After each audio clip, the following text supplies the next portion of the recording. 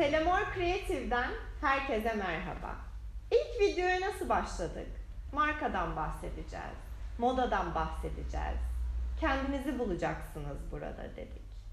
Şimdi şunu düşünerek ben bu video çekme kararı aldım. Bir marka modayı takip eder mi? Ya da ne kadar etmelidir? Bu soruya cevap vermek için ünlü, bize ilham veren moda ikonlarını çok daha derinden tanımak gerekiyor. O yüzden benim için kıymeti büyük. Kimden bahsedeceğiz? Chanel'den bahsedeceğiz bugün. Onun hikayesini anlatacağım size. Hadi başlayalım.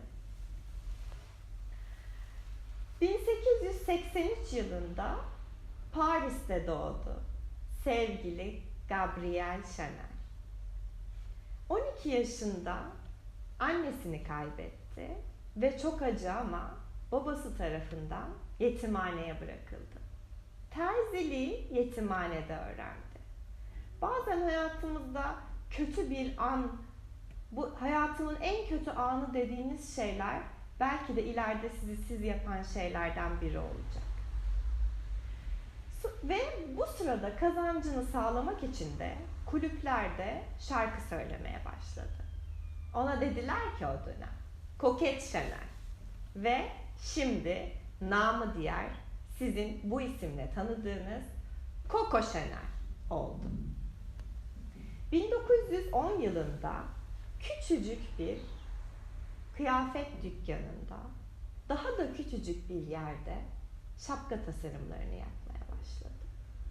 1913 yılında Paris'in daha iyi bir yerinde hem kıyafet hem şapka tasarımlarını sergileyebileceği ilk mağazasını açtı. Kıyafetlerinde kullandığı ilk kumaş jerseydi. Çünkü hem rahat hem sofistikeydi.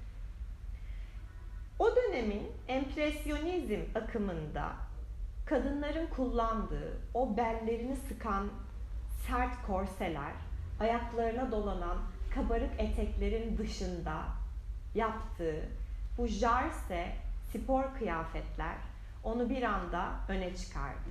Ve pantolonu erkek dışında kadınların da giyebileceğini gösteren, kadınların rahatını önemseyen ilk modacıydı. O erkek hegemonyasındaki bir dünyada bir devrimciydi aslında. Dönemin sanat akımlarını, ünlü ressamlarını, ünlü fotoğrafçılarını hep takip etti. Onları anladı, içselleştirdi ve uyarladı. Aslında jarselerle birlikte kullandığı kürkler tam bir kübizm örneği. Belki de Picasso'ya olan yakınlığının sebebi de kübist akımı olan bu ilgisiydi.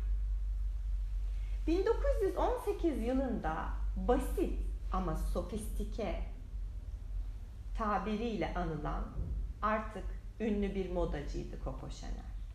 Ve 1921'de tanıştığı çok iyi parfüm esansları imal eden arkadaşıyla beraber müşterilerine hediye etmek üzere bir koku tasarlamaya başladılar.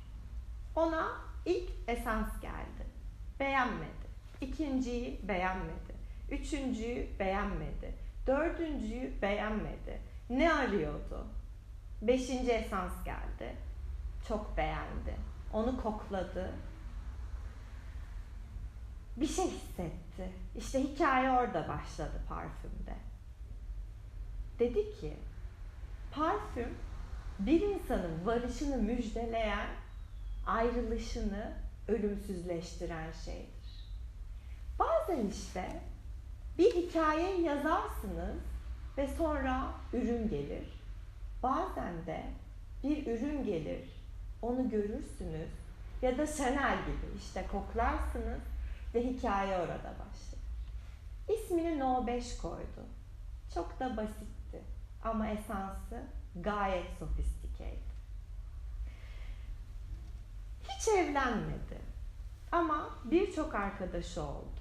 Çok pahalı mücevherler hediye edildi ona. O mücevherleri hiçbir zaman olduğu gibi kullanmadı. her zaman onları parçaladı, uyarladı ve öyle takıp dışarı çıktı. Çünkü hiçbir zaman kendi üretmediği, kendi tasarlamadığı hiçbir şeyi takmadı, giymedi ve kullanmadı. Yıllar geçti. Yıl 1930'a geldiğinde ekonomik kriz baş gösterdi ve İkinci Dünya Savaşı'nın da çıkmasıyla beraber bütün Chanel mağazaları bir bir kapandı. O yıllarda bir arkadaşına sıkıntıdan öleceğim galiba dediği yazılır kitaplarda. Çünkü üretken bir insanın kendini anlatabilmesinin tek yolu ürettiği ürünleridir. Onlar olmadan kendini bazen sıkışmış gibi hisseder. Chanel de aynen öyle hissetti bence. Sonra 70 yaşına geldi. Artık savaşın izleri sarılmıştı ama Chanel 70 yaşındaydı. 70 yaşında bir kadın nasıl tekrar küllerinden doğar? Eğer Coco Chanel'sen doğarsın. Neden doğarsın? Çünkü senin bir bazın var. O dedi ki basit ama sofistike. O bunu iyi oturttu ve bunun üzerine modaya bunu biçki ve kumaş değişiklikleriyle uyarladı. Ama onun bir fikri vardı. Takip ettiği bir yolu vardı. O yüzden Coco Chanel tam 70 yaşında küllerinden doğdu. Sonra 1955 yılında o bizim hala hayranlıkla baktığımız ikonik çantasını üretti. Bunu üretirken dönemin askerlerinin çantalarından ve binicilerin ceketlerinden esinlendi.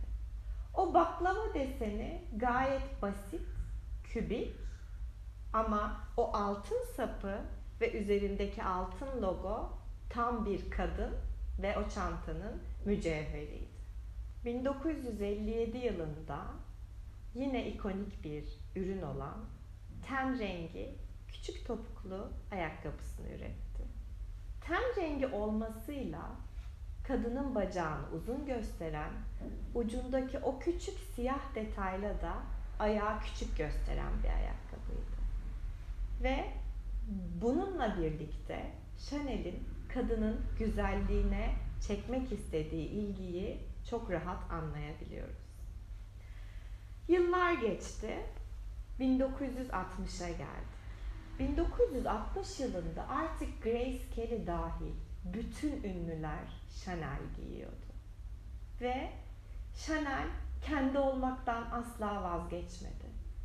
Kendi güzel görünmek için o ayakkabıyı üretti. Dizlerini beğenmediği için dizaltı etekler üretti. Empresyonizme tepkisinden basit ama sofistike kaldı. Rahat, kullanışlı şeyler üretti. Kadınsılığı ön plana çıkardı.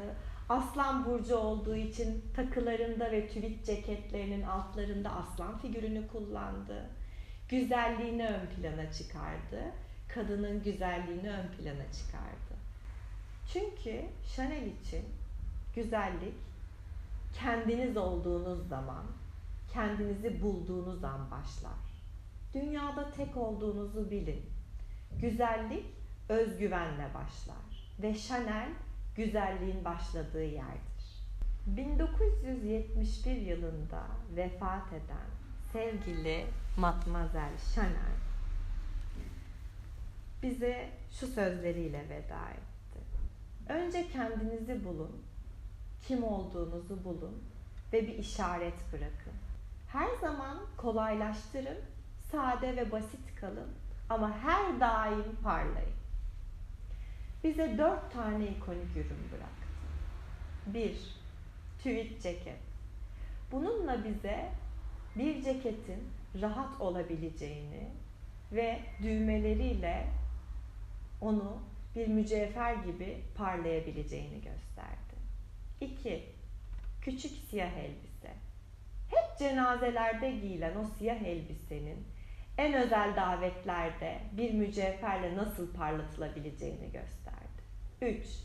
No 5 parfüm. Bazen ürünün hikayeden önce geldiğini, ürüne aşık olup hikayeyi size yazdırdığını gösterdi. 4. Klasik, ikonik çantası. Burada esinlenme gücünü gösterdi. Bir askerin çantasından, bir jokeyin ceketinden bir çanta çıkarılabileceğini gösterdi bize. Şimdi Chanel ne yapıyor? 100 yılı aşkın bıraktığı o basit ama sofistike anlayışını sürdürüyor. Çünkü bir marka bir ana fikir bırakır ve o ana fikri yürütebilecek, onunla yürüyebilecek insanlar her zaman olur. Diğer videolarımızda görüşmek üzere. Eğer bizi beğeniyorsanız lütfen beğeni tıklamayı ve abone olmayı unutmayın. Herkese sevgiler.